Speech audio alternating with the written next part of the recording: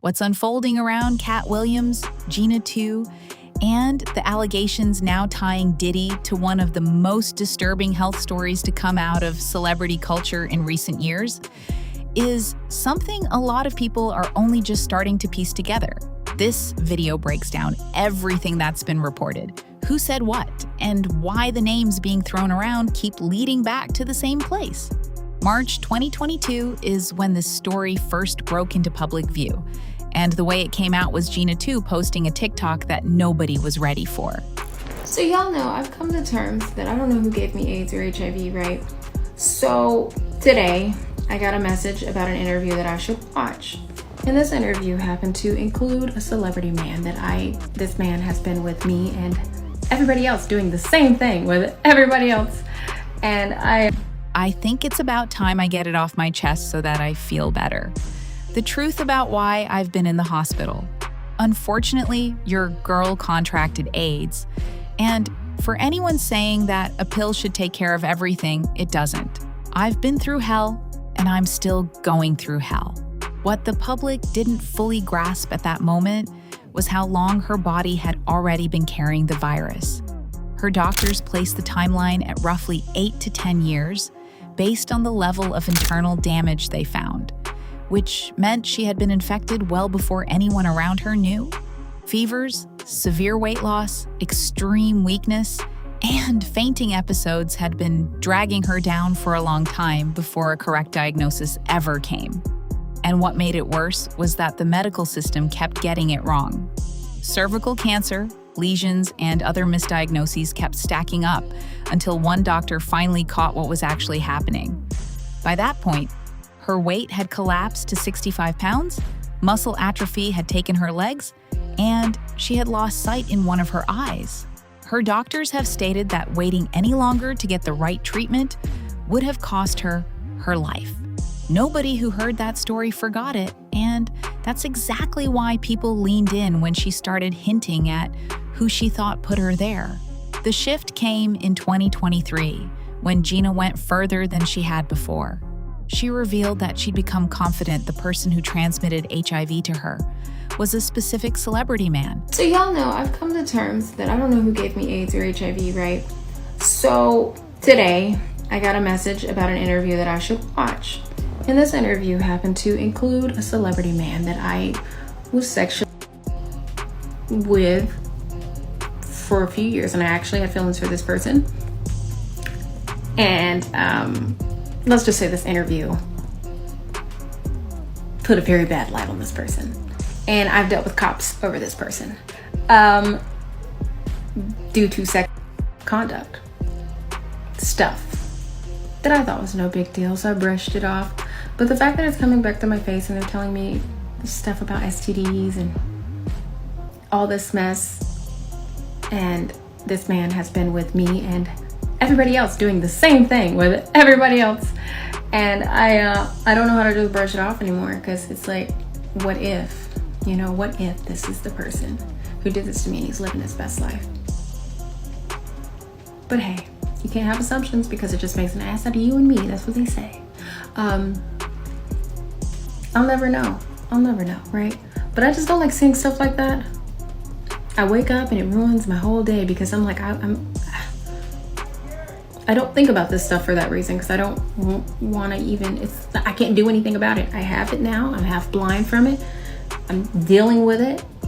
But if you did this to me and you've been fronting to me about, it's a lot. It's a lot, y'all. I don't know what to do, but I'm not gonna say too much. I'm just gonna let it go. It's just too much that I've been seeing and I'm hearing is giving me, you did this to me. But I can't assume.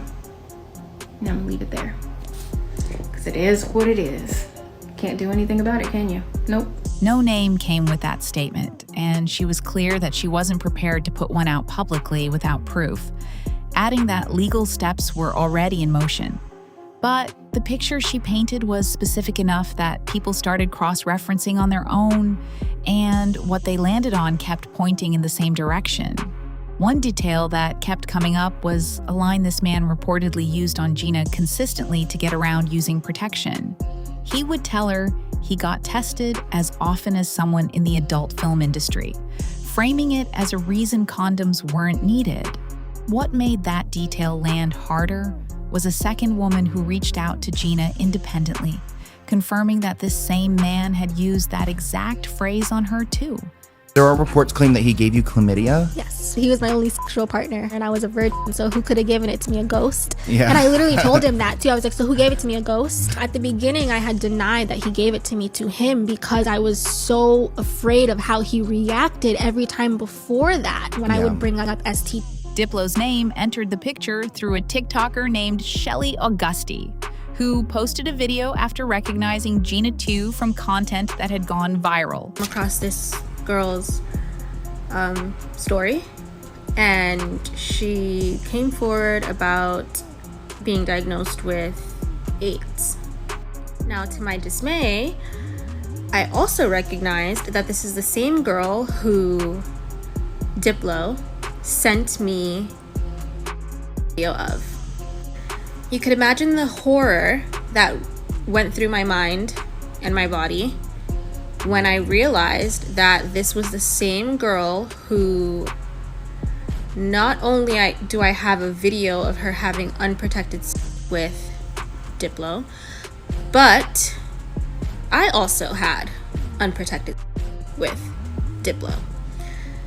And when I started doing the timeline of, when she said she got diagnosed, how long the doctors assumed that she had it for, I realized that she had already had it and had with him before I had.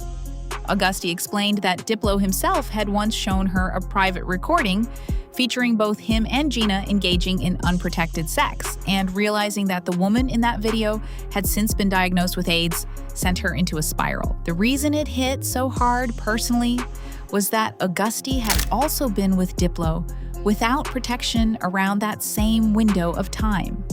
And confirming she hadn't contracted anything required multiple rounds of testing and a significant amount of time in therapy before she could put it to rest. Diplo's name was out there, but Diddy's wasn't far behind, and the thread connecting him to Gena's story had more than one strand pulling it along. What came out about Diddy's events over the years drew a consistent picture.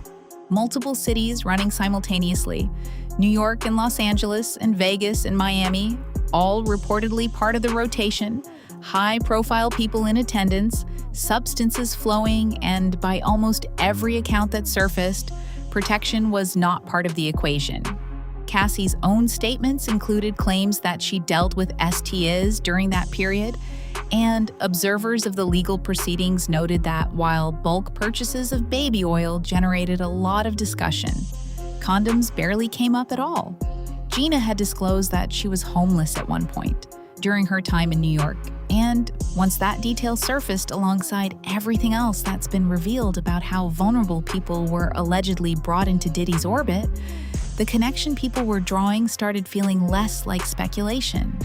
The STD allegations surrounding Diddy also didn't begin and end with Gena Tew.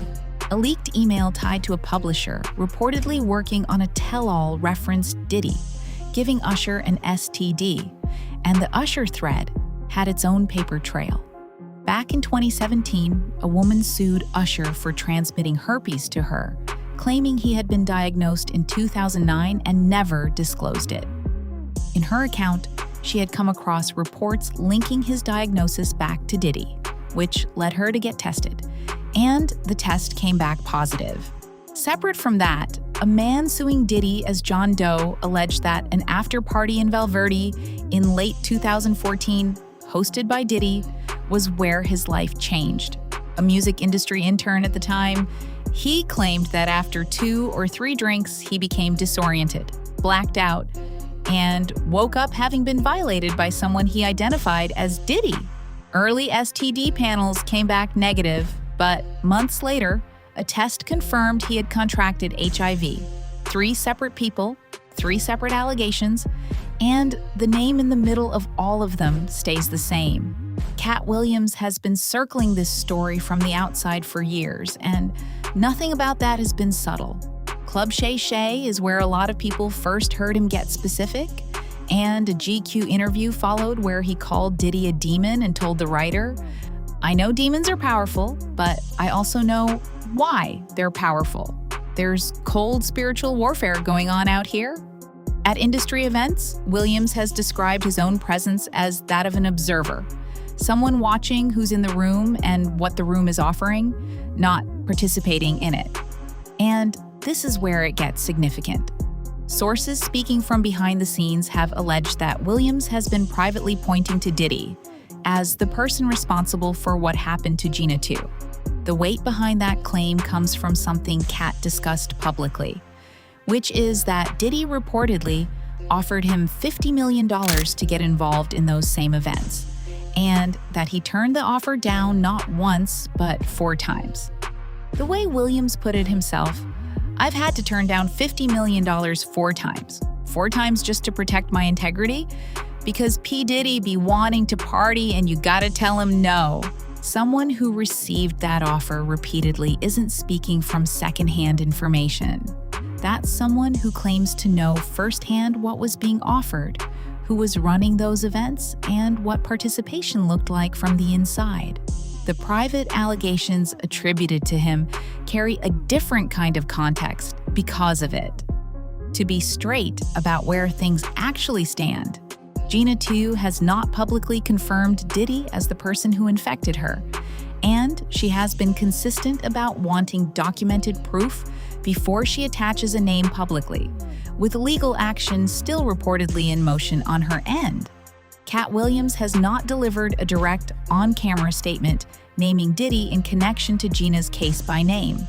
What exists is the combination of what Gena herself has described, the accounts from sources close to Williams, the documented behavior pattern tied to Diddy's events, and a cluster of separate stories from separate people that keep arriving at the same doorstep. Gena Tew nearly died. 65 pounds, 1 functioning eye, legs that could barely hold her. Years of her life taken by something someone gave her and never owned. She survived, and she has been willing to speak about it even when she couldn't yet say the name she suspected. Whether the courts deliver the accountability she's been pursuing, whether Katt Williams eventually goes on record with what he apparently knows, or whether the full picture of what Diddy's world actually looked like continues to surface through the cases still moving forward, the story isn't finished, not even close. Drop your thoughts in the comments below, and make sure you check out this other video